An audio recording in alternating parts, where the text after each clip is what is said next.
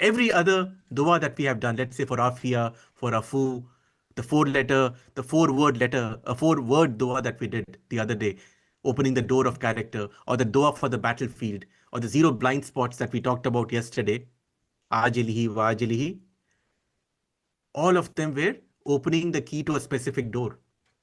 Whereas today's dua opens the room behind all those doors. Fadl and Rahma are the sources from which all of these blessings come. And Fadl is also the best part of the Qadr. Everything good in your Qadr, like your Iman, and that wallahi is your biggest gift, your Iman, your family, your rizq, the fact that you are alive and Muslim is all Fadl. It is from the Fadl of Allah. You didn't earn it, it's Allah's generosity. Rahma is what makes hard Qadr bearable. Because not every Qadr is easy. You may be decreed illness, for example, or loss, or a heartbreak. But Rahma is what Allah wraps around that difficulty. It is the comfort that you get even inside a calamity. That's Rahma. The patience, the sabr that you have. And no one else can do it but Allah subhanahu wa ta'ala. La yamlikuha illa ant. So don't run to others. Run to Allah subhanahu wa ta'ala.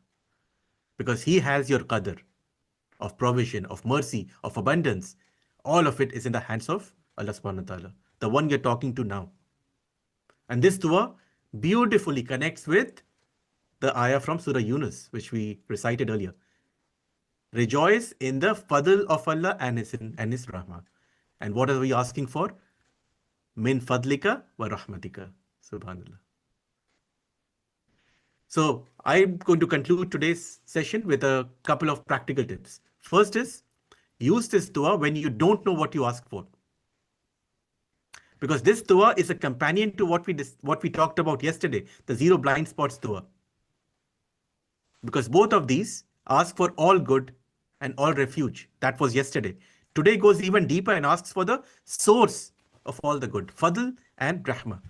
So sometimes when you're tired or too confused or overwhelmed to make specific duas, this dua covers you. Second, recite this after Salah, especially Jummah. Because Allah subhanahu wa ta'ala says, when the prayer is ended, disperse through the land and seek from the fadl of Allah. فَإِذَا قُضِيَتِ الصَّلَاةُ فَانْتَشِرُوا فِي الْأَرْضِ. Disperse in the land after the prayer. وَابْتَغُوا مِنْ فَضْلِ اللَّهِ. And seek the bounty of Allah, the fadl of Allah. And this dua is the spiritual version of that command after every salah. So do this after Jummah prayer and after every salah. The third, this is a cure for poverty. You saw that example of the Prophet sallallahu alaihi wasallam having no food to give to a guest. He made this dua and food arrived miraculously. This dua will reorient people who are going through hard times. Don't ask people for help. Because they don't possess fadl. Not your bank, not your employer, not your family member, not your friend. Only Allah has it. Make this dua before you make that phone call or send that application, or before you ask anyone for anything. Ask the source first. The fourth, this is a bridge from yesterday. Yesterday's dua, 0 blind spots, cast a very wide net. Give me all good and save me from all evil, all time, known and unknown.